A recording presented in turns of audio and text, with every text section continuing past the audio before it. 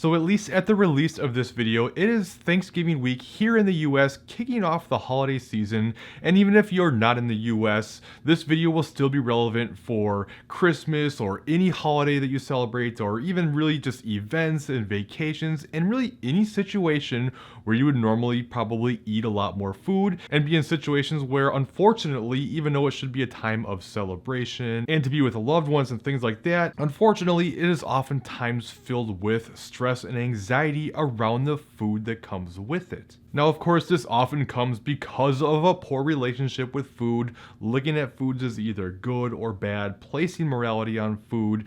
And while that's not exactly the topic of today's video, it is to a degree. But what I want to talk about today are some strategies you can take on days like Thanksgiving to enjoy your day, but not let it get out of hand and just keep moving forward. But the first thing you need to understand, and I beg of you, please take this to heart, there is nothing you can do in one day that will screw everything up. It is not possible. I don't care how much food you eat and how much you drink. One day or even a weekend or even a week can't just undo years of hard work and slap on so much weight that you can't possibly make it up. It does not work that way. However, if you allow one day to get to you and you start feeling bad, you start feeling guilty and you beat yourself up, and you allow that day to turn into something much bigger that ends up being many weeks or even months or even years, then it's going to be a much more difficult thing. Anyway, getting into this one particular day that you're going to have more, to me the biggest thing is you need to be okay with whatever decision you make and understand there is no good or bad or right or wrong. It's up to you how you decide to handle that day, and be okay with the positives and negatives that come with it,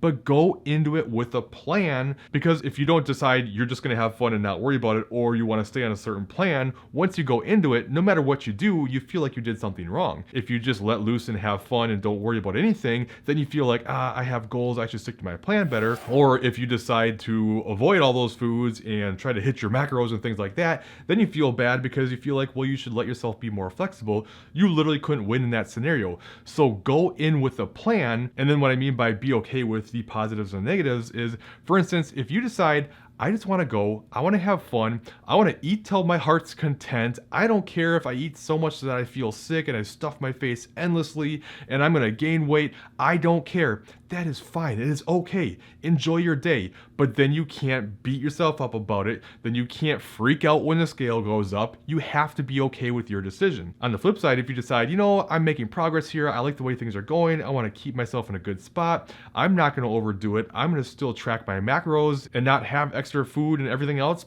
that's fine too. But be okay with that. Now you can't sit around and mope and complain that you didn't get to enjoy more flexibility and have more fun. It's your choice. Be okay with it. Now that being said, I think there's a much better plan for most, somewhere in the middle here. And honestly, for most people, I would just recommend just go enjoy the day. Don't track, don't restrict, but just don't go crazy. Don't fall into, well, I'm off plan anyways, what's the point? I got to get in as much as I possibly can now because my diet starts again tomorrow. This goes right back to that unhealthy relationship with food and the thought processes you want to get away from as a whole. So just eat until you feel full. Don't keep eating when you feel sick to your stomach. Again, unless you really want to and you're okay with it. But just enjoy the day and then vow to get back on track the next day without any emotional connection because you didn't do anything wrong. Another tip for handling the day that not many people think of, but I think can be a really big help, and that's don't eat foods that you don't really even care for. I mean, only eat the stuff that you really want to eat, the stuff that you really look forward to. Eat that, but don't eat something just because it's in front of you. Now, you may get some people who go, why don't you eat this, eat that? And you always got the food pushers, but you know what?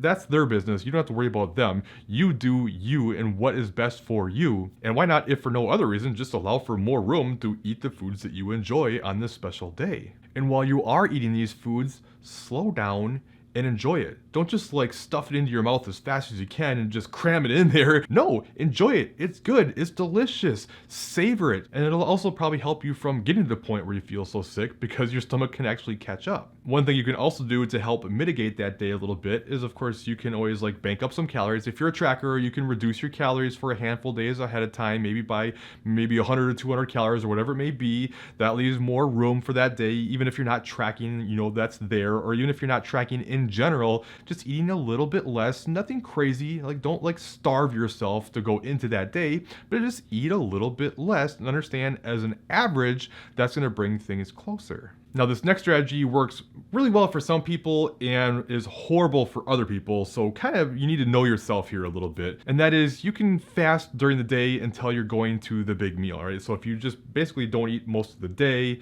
and then you get there, now you can have this big meal and you haven't had any calories yet, and that can be helpful. However, for some people, you get to the point where you're just so ravenously hungry that you end up going way more crazy than you would have had you not done that. So don't do this strategy if you know that's going to happen to you. Or something that you can do that works well for some is have something like even just like a protein shake or some big serving of protein just before you're going to leave. So you get something that fills you up a little bit, but not overly so that you go in stuffed, but you don't take up many calories. Protein, as I've talked about in the past, is practically free calories.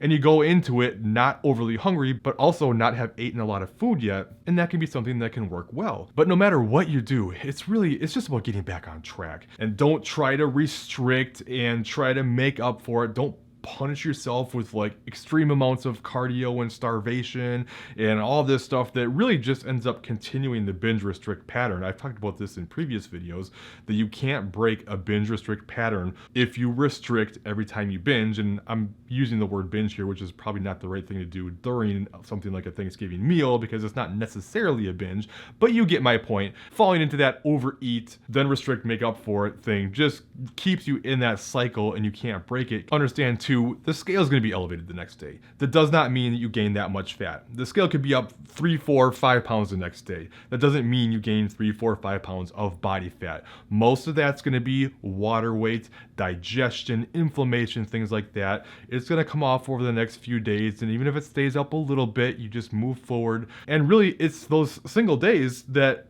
aren't going to be a big deal, but if you allow the entire season, the next couple months, to be this free-for-all because you feel like, well, it's the holidays and you just go crazy, that's where you can get in more trouble and it's harder to come back from. Not impossible, but harder, whereas just a day here and a day there is not going to make a big deal. And this is why for a lot of my clients that are in a cutting phase coming into the holiday season, what we end up doing is take a diet break for the holiday season and just spend these couple months keeping calories up, maybe even going through like a mini reverse diet, whatever you want to call it. It's going to have long-term benefits for your cut anyways, and it's going to keep you in a better spot hormonally, metabolically. You get a little break from the monotony of the dieting, and then you can come back afterwards. Don't get caught and feel like you have to keep going all the time. Anyway, one of the biggest things I kept coming back to was relationship with food. This is just so important, and this is a good time of year to work on that. And if you have always struggled with your relationship with food and looking at foods as good or bad, make sure you check out this top video next, and that should help create a better relationship with food for you.